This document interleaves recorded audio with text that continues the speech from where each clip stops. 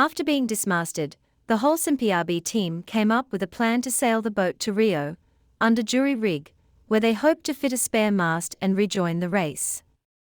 The logistics and timings behind this operation were complicated.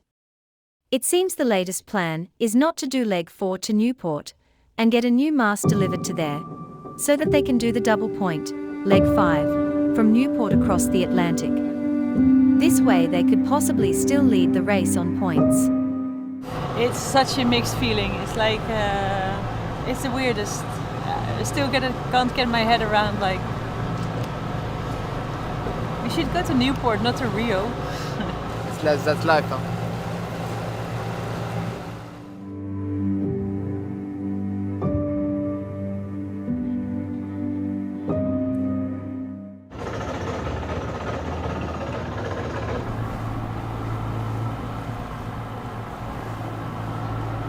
Oh, le silence d'un coup.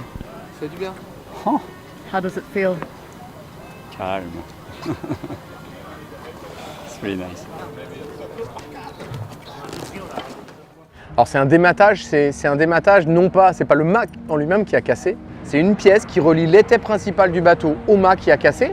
Le mât en lui-même était intact et du coup le mât n'étant plus tenu sur l'avant, le mât est tombé vers l'arrière du bateau. En tombant, il s'est brisé en deux et à partir de ce moment-là, tout est terminé. Tout est terminé, tout du moins pour la leg 4. Premier temps, tu sais qu'il y a un truc qui a pété, mais tu sais pas que c'est le mât qui est tombé. Là, on regarde un peu l'étendue des trucs. Il y avait le mât qui était posé sur le roof, qui tapait. Il y avait de la mer, donc en fait, à chaque fois que ça tape, ça craque. Et puis t'as le mât qui petit à petit vient jusqu'à se péter en deux en fait. Le mât il s'est pété en deux au bout de 5 minutes. Malheureusement, on n'a pas trouvé de solution de logistique pour pouvoir repartir en mer maintenant, depuis le Brésil, finir cette leg jusqu'à Newport. Donc le choix a été de se dire, on préfère assurer le départ à Newport que mettre en péril 2 legs. Obligé d'abandonner cette leg 4 pour mieux revenir sur la leg 5 qui va compter double. Ce qui veut dire aussi qu'on peut repartir de Newport en étant toujours en tête de l'Ocean Race et ça c'est le plus important parce que ce qui m'importe ça reste la victoire finale.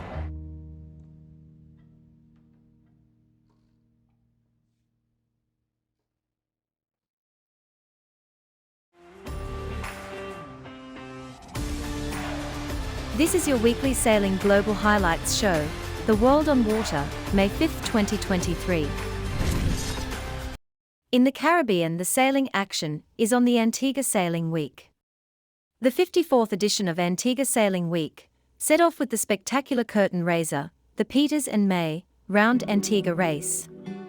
5 days of red-hot racing followed for Antigua Sailing Week, with legendary shoreside celebrations and daily prize givings. Antigua Sailing Week is a melting pot of nations. Boats from 18 countries are competing at the 54th edition. I love Antigua Sailing Week. Antigua Sailing Week is running on its 54th year. I mean, to think about a regatta that has been going on for 56, if you include the 2 years of COVID, that's just phenomenal. We are one of the longest running events in all of the Americas and certainly the largest one in the Caribbean. But the most special thing about Antigua is how we cater to such a broad group of people. On the high end, we have beautiful carbon racing boats like Hooligan and other phenomenal racing boats that make the trek to Antigua because of its famous winds, waves, and waters. And then on the other extreme end, now we have wing foilers. And for an event to expand its horizons so broadly, it's really, really unique, and it's certainly the only one in the Caribbean doing that. Don't forget, we still have RS Elites, One Design boats. We have the largest fleet of bareboats in the Caribbean with 20 bareboats. And then all in all, 80 racing sailboats in just perfect conditions, great waters, awesome racing. So today I took a wildcat on the race course. The conditions were really light, flat seas. We went up to the Indian Shoal and back to the finish. We made gains on the fleet, and as we started to get closer, the wind died. And you know, sailing in light wind in a cat, it's not gonna happen. So for the rest of the week, I'll be on Rebel B, a FAR 45. It's a local boat. I'm really excited. I know it will be a fun week. It's all about having fun here in Antigua. The shoreside activities in Antigua are legendary. Prize givings, parties, celebrations, good times is part of our DNA, and we simply love that here. Overall winners of the beaters in May. Banners!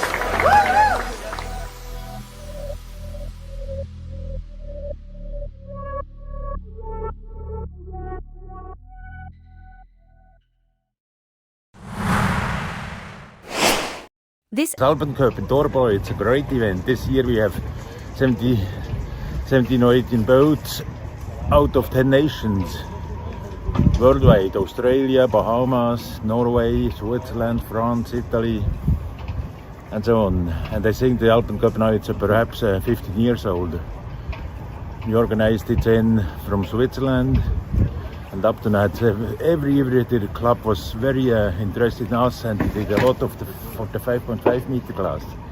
So we like to come here. It's a great event for the opening of the season in Europe. We had 2 races today. Actually everything is scheduled. In total we have 8 races in this regatta. Beautiful sailing, strong wind conditions in the first day, medium and quite a lightish today. We finished 6th in the first race today, and we perform when it really counts in the last one. We won the last one, very happy. Last year we finished 3rd in this regatta, 3rd, and this year winning, it means a lot to me because I always like to improve. We felt that the level of the fleet is high, very high actually. We came to the class, we joined the class 2-3 years ago, and it was already challenging to be on the top in the races and the events. British sailing coach John Emmett talks to Australian Tokyo Olympian Mara Stransky, who finished 2nd in the medal race to improve her position from 7th to 5th overall in the 2023 Hears Regatta in France. So congratulations, Mara, medal race winner. It's been a really good week for you and your teammate. Just tell us how it all went down today. Today was nice. I sort of went into the medal race with not too much pressure after a pretty bad day yesterday. So my goal was just to have the best race I possibly could. And if possible, try not to get in the way of my teammate winning a bronze medal, which she did. So I'd say it was pretty successful. She did a really good job, and for you can't do any better than 2 points on a final day. Just tell us about yesterday, because it was a really tough day on the water, wasn't it? Yeah, yesterday was pretty tough, and I made a lot of pretty silly mistakes. I at one stage thought that we were general recalled, so I stopped sailing, and it turns out we were actually racing. I don't know if it makes it any better for you, but I have done that myself when there was an individual recall and I just made an assumption. So maybe good to learn that here rather than another one. But yeah, what was the conditions like yesterday? Because this regatta, it's been amazing, the difference, hasn't it? Yeah, it's been a pretty challenging regatta. We've had a bit of both extremes. We had the strong Mistral on the first 2 days, and then some pretty light, shifty, I found unpredictable conditions the rest of the days. So it's been a real test, and I've been making it quite difficult for myself. So I'm actually a little bit surprised to have done as okay as I did in the end. Any top 10 in Olympic classes World Cup is a really solid result. And yeah, if you look at the scores, a lot of people struggle with the consistency. For the folks at home, can you just explain what the Mistral is? It's something quite special, isn't it? Yeah, the Mistral is a bit of a local beast that he is pretty famous for. It's a very strong offshore wind that takes a few souls out there. And it often lulls us into a false sense of security with the lovely blue sky, the sun's out, and it's offshore, so it doesn't seem that windy onshore. But today, very different conditions for the medal race. You obviously were pretty fast. Yeah, I generally prefer the wind when it's coming onshore, so today was a really nice change from the rest of the week. So onshore, we're looking, perhaps it was a little less shifty? Yeah, a little bit less shifty, and I could sort of trust my gut rather than doubt every decision I made. You've got to have confidence in yourself, and as I said, it's a really, really solid result. What do you think you're going to be working on next? Because it's the Olympic Games is creeping up, and it's the end of the Olympic cycle now. Yeah, I think for me, I was pleased that my speed wasn't letting me down as much as it has in the past this week. It was definitely all in my head, so that the coach, to do there. the coach in me has to ask, and people don't always answer. But what do you see your strengths and your weaknesses? I'd say strengths-wise, I'm pretty comparable across the conditions in terms of speed. And weaknesses, I think I just lack a bit of self-confidence sometimes, and that really gets shown up in the conditions where you really have to be bold. So is that all bugbear decision making? Did I read that right? Oh, probably. And I think I've chatted to a few of your teammates, but a bit of home time must be on the cards soon. Yeah, we go home straight away after this, and we have a month to recoup and get some solid training in. Brilliant. Well, I'm pretty sure I'll see you in France in the near future. Thanks so much for your time, and well done. Thank you. We are sailor-only media, so to support us please subscribe, like and share. Charleston Race Week emerged from humble beginnings as a small, local championship event, to become the largest keelboat regatta in the Western Hemisphere, that draws many of sailing's elite from around North America and the world. This iconic annual event is held each April in one of the world's most desirable travel destinations, Charleston, South Carolina, and has returned this year for its 26th edition. We have two reports. We're here at Charleston Race Week 2023. I'm Bridget Croak. I'm Patrick Croak. I'm her dad. And I'm sailing on Crazy Train. Well, I think it's great just seeing all the boats. We love the One Design stuff, and there's not enough chance to do the One Design stuff in our area. So that's one of the real reasons to come down here. And it's just great seeing all our friends again. Yeah, always a good turnout and always a good time. It's definitely more wind down here than there is up in Long Island Sound where we're used to sailing. So it's nice to be up on a plane when we can. Yeah, that's super fun.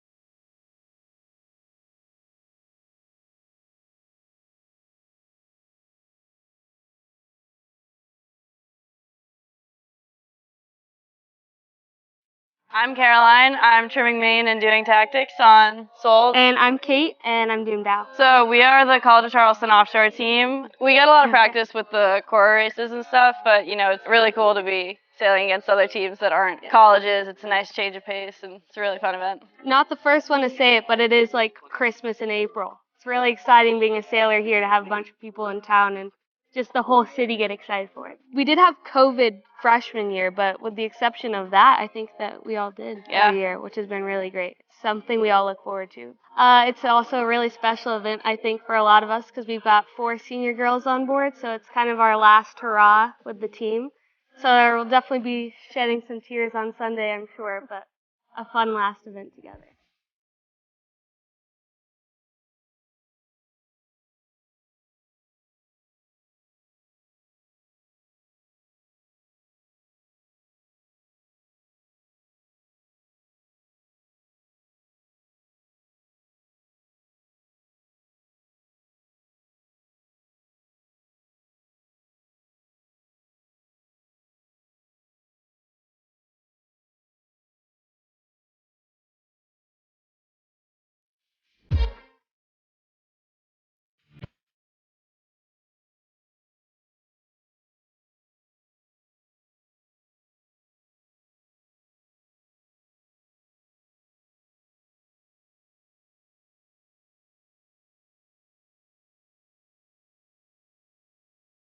I'm Scott Eisenhart. I'm sailing on Exile. It's a J88. I'm Graham Eager, sailing on J88 Exile. And this is Sunday, Charleston Race Week. We're hopeful for some breeze, really. It looked like it was going to be a little bit lighter today. I'm hoping that the sea breeze fills in, a little earlier in the day because we've got the early start. Long downwinds, and that's going to be probably the name of the game. I think it's just the extra aspects of current, the challenge of the bay, and then beautiful weather, consistent breeze. Always have good breeze here. And then we also love going out on King Street. It's a nice downtown, great venue with the beach and the pool and the Yorktown. The weather's good. There's usually pretty good breeze. We always seem to have a lot of fun. The fleet seems to always come out, and it's a competitive regatta.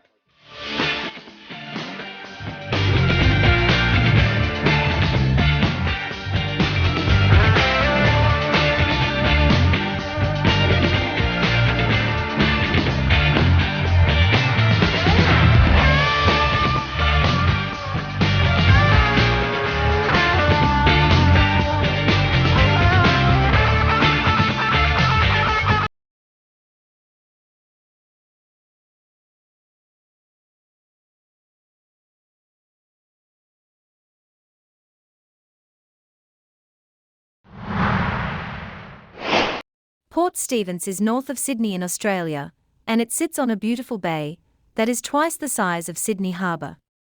The Sail Port Stephens Regatta saw crews on the 108 boats enjoy flawless conditions, perfectly aligned to the scenic offshore courses set by Principal Race Officer Dennis Thompson. Perfect sailing conditions under clear autumn skies set the tone for a glamour opening day of Sail Port Stephens, with crews aboard the record fleet of 108 yachts enjoying some of the best and most scenic in-harbour racing on offer in Australia. A 12-knot southeasterly breeze chimed in on cue for the upwind start directly off Nelson Bay breakwall, with race officials setting a course taking the 5 divisions toward 2 turning marks in Shoal Bay, set inside the spectacular entrance to Port Stephens. There were some close calls but no paintwork scraped as Division 1 got away to clean start, with Julian Bell's Beneteau 51st project hitting the line with pace and finding clear air. The intricacies of racing on a waterway 2.5 times the size of Sydney Harbour with strong tidal flows and shifting winds is one of the great levelers in this extremely popular regatta, and ensured close action as spinnakers were deployed for the downwind leg to a mark in Salamander Bay. Lama 2, Adela 46, capitalised on a good start and hoisted their distinctive yellow spinnaker before dropping the kite and getting locked in a tacking duel with 51st Project on the final upwind beat to the finish off Nelson Bay. The close battle helped Lama 2 secure first day PHS honours in Division 1 from Lisa Callahan's Sydney 38 Mondo. Colisa, owned by Neil Farquharson, held down third. Division 2 was also closely contested, with Justin Mitchell's Adams 10, Rant and Rave, securing a win from Lee Condell's Gino, Sunfast 3300 Sunfish, and Knocklex a Far 30, owned by Joel Skelton. In Division 3, local heroes Bellamy put their knowledge of Port Stephens current and tide elevators to good use, holding out Animal Farm from the Gosford Sailing Club and Adrian Williams, Kelsey Blue, a Cansey 115. Steve Liney, Bellamy's skipper, and his crew hail from the Port Stephens Yacht Club at Soldiers Point. Liney, a longtime sailor, confessed to having a rock star on board, well-known Sydney sailor Andrew "Bucko" Buckland.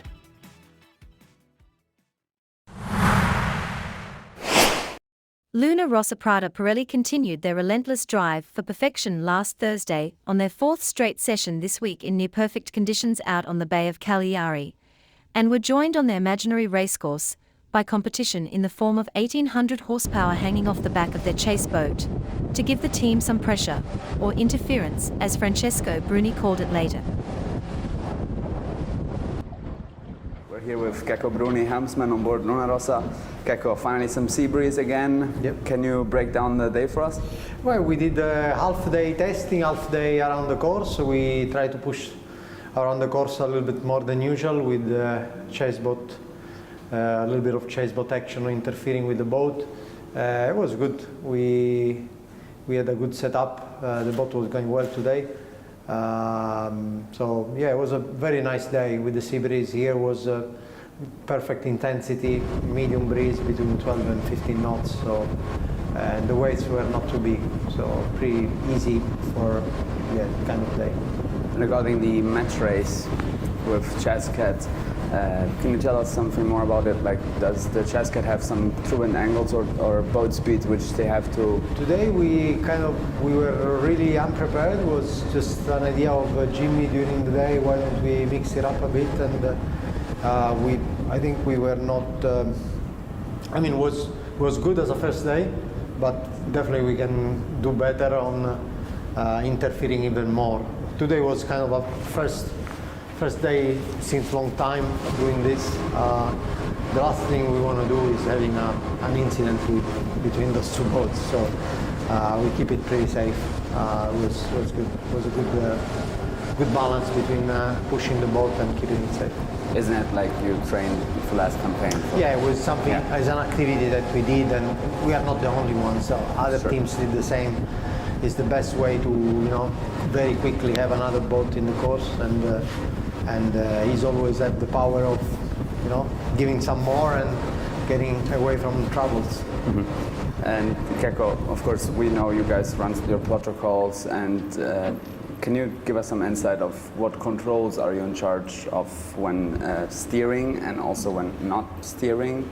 Well, yeah. I mean, I can tell you a little bit, but sure. not much.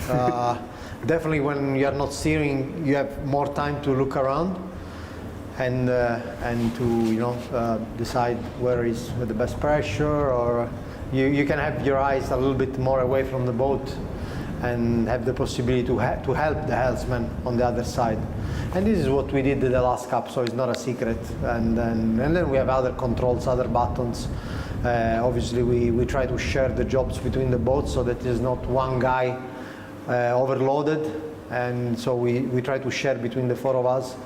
The hardest part sometimes that you have an overlap of roles, so we try to avoid those moments. Ecco, per concludere un saluto in siciliano per i tifosi di Rossa. Ai nostri amici picciotti siciliani un grande saluto, ne vedremo presto.